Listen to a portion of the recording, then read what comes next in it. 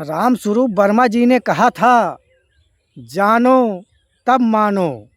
लेकिन हमारा समाज क्या करता है, बिना कोई समझे, बिना विचारे उसे मान लेता है।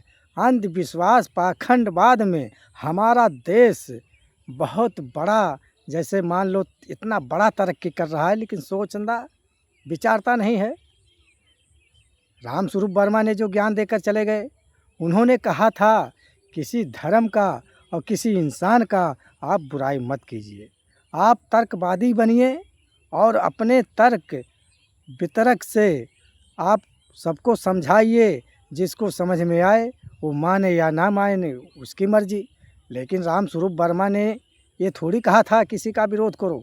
मैं तर्कवादी हूँ और अर्जक संघ का विचार को मैं मानता हूँ। और भारत में जितने नागरिक हैं, मैं जात नहीं मानता हूँ, सबको इंसान मानता हूँ। सबको गले लगाकर चलने वाला मैं वो व्यक्ति हूँ कि हमारा समाज कैसे सुधरेगा। हम आपस में जब मेल रखेंगे, आपस में भाईचारा रखेंगे, तभी हम लोग का ये भारत देश सोने की चिड़िया कहलाएगी। साथियों, सोचने की बात है। किसी ने लिख दिया कि हनुमान जी ने बचपन में सूरज को निगल गए थे, लील गए थे। आप सोचने वाली बात है कि इस धरती से कम 11 गुना अधिक सूरज बड़ा है। आप कल्पना कीजिए, जब उस समय ने जिन्होंने लिखा था उसको ज्ञान भी नहीं था कि ये पृथ्वी से सूरज कितना बड़ा है। वो तो जानता था ये कि सूरज एक फल है, छोटा दिखाई दे रहा है।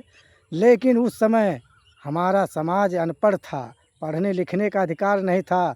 जो लिखने वाला या तो उसको अनजाने में लिखा, या तो जो है जानबूझकर लिखा कि ये दलित समाज, ये पिछड़ा वर्ग, ये ओबीसी कभी पढ़ लिख कर होशियार नहीं होंगे, जान नहीं पाएंगे। अंधविश्वास पाखंड को ये मानते रहेंगे। लेकिन हमारे महापुरुषों ने जो लड़ाइयाँ लड़ी, जो संघर्ष किया, उसके बदौलत हम लोग को बाबा साहेब ने संविधान में सबको अधिकार दे के गए हैं। सब लोग कहते हैं किसी एक जात का अधिकार दिया, लेकिन बाबा साहेब ने सबको अधिकार दे के गए हैं। आज ये हमारा भारत देश अंधविश्वास पाखंड में पड़ा है। राम स्वरूप वर्मा ने यही कहा था, किसी की बुराई मत करो, किसी इंसान की बुराई मत करो, किसी धर्म की बुराई मत करो। आप तर्क से बात करो, क्या गलत है क्या सही है। साथियों, ये सोचने वाली बात है। जब बचपन में श्री हनुमान जी, सब लोग भगवान मानते हैं, लेकिन आप कल्पना कीजिए कि इस धरती से कम 11 गुना अधिक ये सूरज बड़ा है, फिर भी उसको कैसे निकल गए। कितना बड़ा वो शरीर किए, कितना बड़ा वो शरीर किए कि वो सूरज को लील गए। और सूरज ये कोई फल नहीं है, ये आग का गोला है दागता हुआ। आप सोचिए कि सूरज को निकल गए, उनको कुछ भी नहीं हुआ। जब श्रीलंका में जब लंका उन्होंने जलाया तो उनका मुंह काला हो गया। तो आप कल्पना कीजिए कि उस सूरज को कैसे निकल सकते हैं जो कि वो आग का गोला है। साथियों, हमें तर्कवादी बनना चाहिए और विचार करना चाहिए, क्या गलत है क्या सही है। साथियों, हम किसी धर्म की बुराई नहीं करते हैं, तर्कवादी हैं, तर्कवादी की बात करते हैं। हमारी बात मैं जो कह रहा हूँ उसको मत मानिए, किसी ने लिख दिया वो इसको मत मानिए।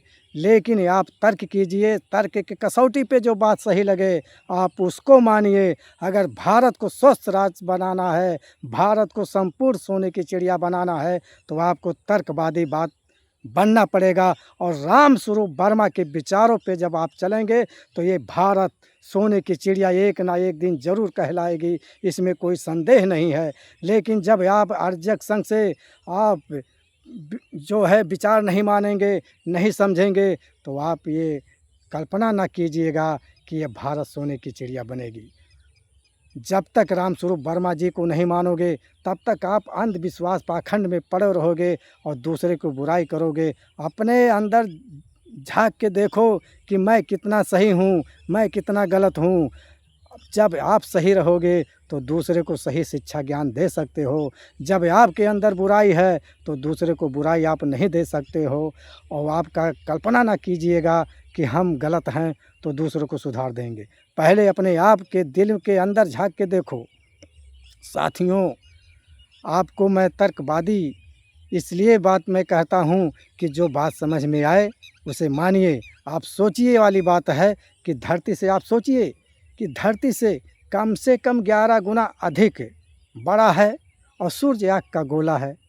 फिर भी हनुमान जी ने उसे कैसे निगल गए, और निगल भी गए। आप कैसे विश्वास कर सकते हैं? लंका ने उन्हें जलाया तो उनका मुँह काला हो गया। आप तर्क कीजिए। हम किसी के बुराई नहीं करते हैं, तर्कवादी बनते हैं और तर्कवादी की बात बताते हैं। साथियों, आप लोग को राम स्वरूप वर्मा के जब तक आपको विचारों को फॉलो नहीं करेंगे तब तक आप लोग कभी तरक्की नहीं करेंगे। आप अंधविश्वास पाखंडवाद में फंसे रहेंगे। अपने बच्चों को पढ़ा भी नहीं सकते हैं, ना लिखा सकते हैं। लेकिन आपका बच्चा अगर तो पैसा मांगता है तो उसके लिए पैसे नहीं होता है। लेकिन अंधविश्वास पाखंड में आप पैसे बर्बाद कर देते हैं। तो आप क्या सोचिएगा कि हमारा बच्चा तर्कवादी बनेगा? कतई नहीं बनेगा। वो भारत जो है पाखंडवाद बनेगा भारत में। और भारत में जब वो रह के पाखंडवाद बनेगा तो आपका पैसा ऐसे जगह चला जाएगा कि ना आपका बच्चा पढ़ पाएगा, ना आप कोई कुछ काम कर पाएंगे। ज़िंदगी भर पैसे कमाते रहोगे और दूसरे को देते रहोगे। आदमी जब जन्म लेता है, जन्म लेने से तक सिलसिला चलता है, जब तक वो मर जाता है उसके बाद भी लूटते खाते हैं। आप बताइए, जो इंसान अपने आप को स्वर्ग में नहीं जा सकता और दूसरे को मंत्र द्वारा स्वर्ग में पहुंचाते हैं। आप लोग को सोचने वाली बात है। आपके दिमाग की बत्ती जलाओ, अंधविश्वास हटाओ।